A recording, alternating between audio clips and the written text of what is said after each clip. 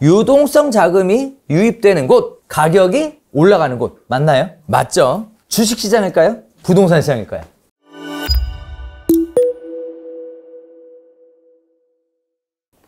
노무현 정부 때 발간한 책자를 보면 또 알 수 있는 거 하나가 있습니다. 중요한 포인트가 하나 있는데 그게 뭐냐면 부동산 시장은 자본시장의 일부분일 뿐이에요.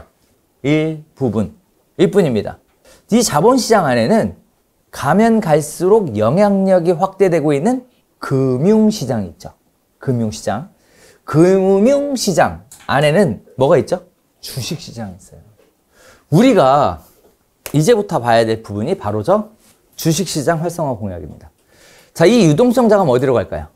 에 대한 부분이죠. 첫 번째입니다. 코스피 5000 시대를 달성시키겠다.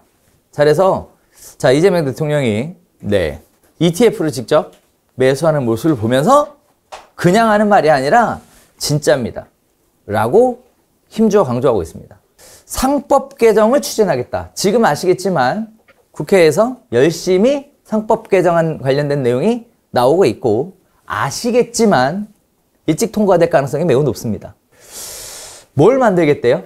소액 주주들을 보호하고 대주주들이 주식 가지고 장난치는 거 다 막고 하는 것들을 만들어 주겠대잖아요.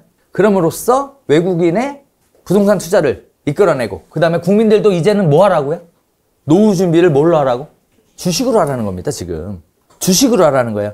자, 그래서 이재명 정부가 부동산보다 경제 활성화에 초점을 두고 경제 활성화라는 관점에서 가장 역점을 두고 추진하려고 하는 부분은 바로 주식시장 활성화예요. 즉 수많은 유동자금이 풀리고 나면 그 유동자금이 어디를 가길 원한다고요? 주식으로 가길 원하는 겁니다. 주식으로 가길 원하는 거예요. 그러면 부동산 시장을 막을 수 있을 거라고 생각하는 겁니다. 지금 현재.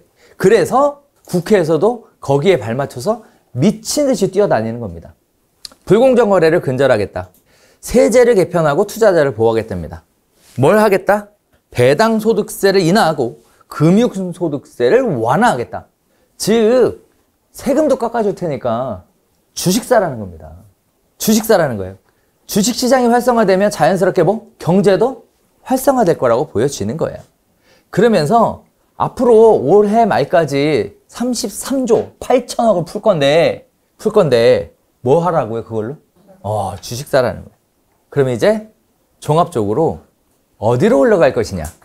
이재명 정부의 부동산 정책은 공급 정책으로 시장 기조에 맡기고 초과 이익에 대한 기대를 없애서 부동산 시장으로의 자금 유입을 막고 유동성 자금을 주식시장으로 유입시켜서 경제 활성화를 도모하겠다는 전략이 핵심입니다. 정책을 관통하는 내용을 한 문장으로 정리하면 딱 저렇게 정리할 수 있어요. 딱 정리할 수 있습니다. 그러나 뜻하는 대로 항상 되든가요? 아니죠. 2025년 유동성 자금이 증가하는 것은 불보듯이 뻔한 너무나 당연한 일이죠. 당연한 일이죠. 두 번째, 유동성 자금이 유입되는 곳, 가격이 올라가는 곳 맞나요? 맞죠. 주식시장일까요? 부동산 시장일까요? 첫 번째입니다. 부동산 수요의 분산을 위한 확실한 공급이 받쳐주지 않으면 부동산 시장으로 다시 들어갑니다. 확실한 공급. 맞나요? 초과 이익에 대한 기대감을 없애줘야 되잖아요. 그러려면 뭐 해야 돼요? 공급이 확실하게 받쳐줘야 되는데 공급을 확실하게 받쳐주기가 어렵다는 겁니다. 자, 시장에서 기대하는 부동산 공급을 위해 4기 신도시나 GTX 개발, 공공임대 아파트는 시간이 너무 많이 소요되는 문제고요. 재개발, 재건축을 통한 공급이 필요하나 아까 설명드렸던 것처럼 재건축이 진행되면 가격 상승을 견인하게 되므로 초과이익 환수제를 현 상태로 유지할 가능성은 매우 높고 따라서 재개발에 관심이 집중될 가능성이 높다. 다만 강남에는 뭐가 없다? 재개발이 없어요. 따라서 강남 지역들을 중심으로는 신속통합기획, 지역들을 중심으로 부동산 시장이 움직이게 될 가능성이 매우 높고 그리고 부동산 시장에 관심이 분산돼서 집중될 가능성이 매우 높습니다. 지금 현재는 아파트 위주의 부동산 시장만 많은 사람들이 관심을 가지고 쳐다보고 있다면 이제는 아파트가 분양권으로 분양권이 뭐? 재개발, 재건축으로. 재개발, 재건축이 뭐? 신속통합기획. 같은 곳으로 흘러가게 될 것이다. 라는 게 예상입니다. 그러면 중개사들 입장에서는 저거 전부가 하나하나 다 기회가 될 수 있다는 거죠. 기회가 될 수 있다. 소규모 개발은 시장에 관심이 낮습니다. 뭐 가로주택 정비사업 별로야. 네. 됐고 우리는 큰 거. 네. 호재가 큰 거. 자, 이 호재는 빨리 실행된다고요? 빨리 실현돼야 된다고? 아니라니까. 천천히 되기만 하면 돼. 하다가 엎어지지만 않으면 돼. 근데 심지어 하다가 엎어져도 다시 되는 거 알죠? 대표적으로 장애뉴타운 재개발 한다 그랬다가 재개발 취소했다가 다시 하잖아요? 그러니까 재개발 해제한다 그랬다가 재개발 구역 지정됐다 가격 올랐다가 재개발 안 한다 그랬다가 다 취소돼가지고 가격 빠졌다가 다시 재개발한다 그래 가격도 올라가니까 누가 좋죠? 저 거래량이 많아지는 우리 입장에서 기회죠. 우리 입장에서. 그러니까 우리한테는 모든 게 다 기회예요. 기회예요. 안 돼. 너무 돼. 이게 아니라 재료만 있으면 그게 다 기회다. 아파트는 강남 3구는 마영송으로, 마영송은 노도광으로, 노도광에서 전국으로 펼쳐가는 풍선 효과는 앞으로도 계속될 가능성이 매우 높다. 왜? 취득세 중과를 풀지 않는 한 똘똘한 한 채의 정책은 계속 갈 수밖에 없습니다. 자, 취득세 중과 푼대요, 안 푼대요? 안 푼대잖아. 계속 중과로 간대잖아, 지금. 안 건드린대잖아요, 지금. 네. 그러니 계속 갈 가능성이 높다. 부동산 공급의 효과는 단기간에 효과가 나타나지 않으며 심리적인 영향만 주고 있는 상황입니다. 늘 그래왔어요. 자, 그러면 과연 이재명 정부가 효과적인 부동산 공급에 대한 확실한 신호를 줄 수 있을까? 쉽지 않더라. 사람들이 선호하는 지역은 재개발, 재건축밖에 없는데 재개발, 재건축은 결국 뭐가 필요하다고? 주민동의가 필요하더라. 쉽지 않은 도전을 하는 거다라고 봅니다. 그러면 유동자금이 부동산 시장으로 못 가고 안 가고 주식시장으로 가기를 희망했지만 주식시장이 확실하게 활성화가 안 되면 어쩔 수 없이 어디로 또 간다고요? 부동산으로 갈 데밖에 없어요. 없어요. 자, 근데 이게 끝일까요? 아니에요. 자, 또 봅시다. 부동산 시장하고 주식시장에 대해 사람들이 생각하는 건 주식시장은 위험자산, 부동산 시장은 안전자산. 자, 그래서 다들 주식 해보셨죠? 우리 다 경험 있지 않아요? 그죠? 전부 다 상패 경험. 주식 투자해서 날려본 경험. 다들 있죠? 이러한 경험들을 갖고 있는 상황이에요. 하지만 부동산은 어땠죠, 지금까지? 뭐니 해도 부동산. 그죠? 뭐니 해도 부동산. 이 학습 효과가 단기간에 바뀔까요? 두 번째입니다. 주식시장의 활성화가 시장의 유동자금 유입을 위한 빠른 반응을 이끌어낼 가능성은 있어요.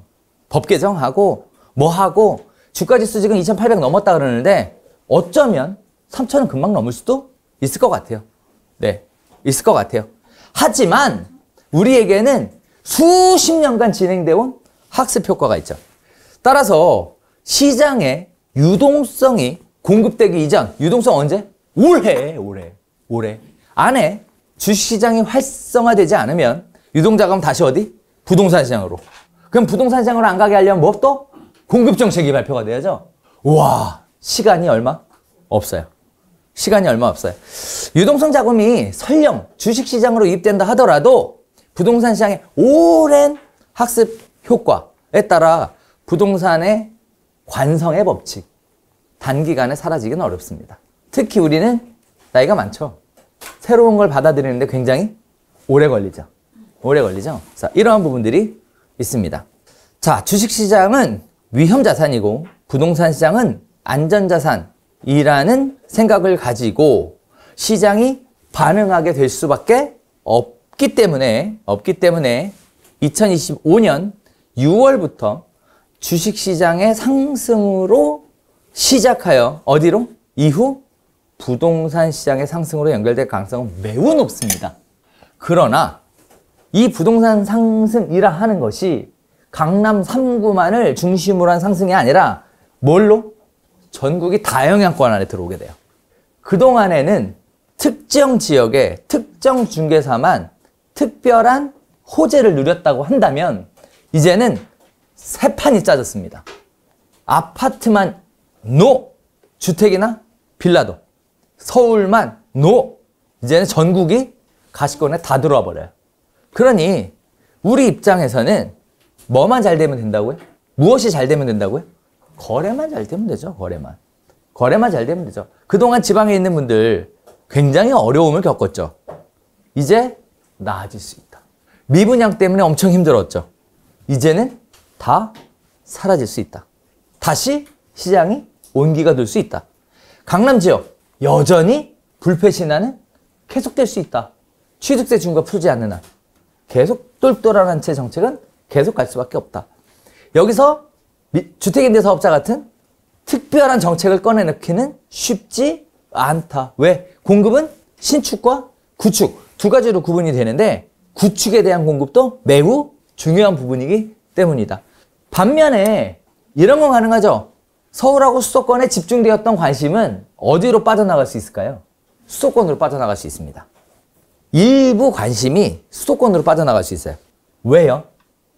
반도체, AI 관련된 부분에 자금이 집중적으로 쏟아지러 가게 되면 그쪽으로 빠져나갈 수도 있다. 하지만 아셔야 될 것 중에 하나는 시중에 풀리는 유동자금은 생각보다 규모가 굉장히 클 겁니다. 굉장히 클 거예요. 따라서 모든 수요를 전부 다 수도권에 관심을 가지게끔 만들기는 택도 없다. 심지어 그만큼의 아직 인프라가 갖춰 있지도 않다. 라는 걸 살펴볼 필요가 있습니다.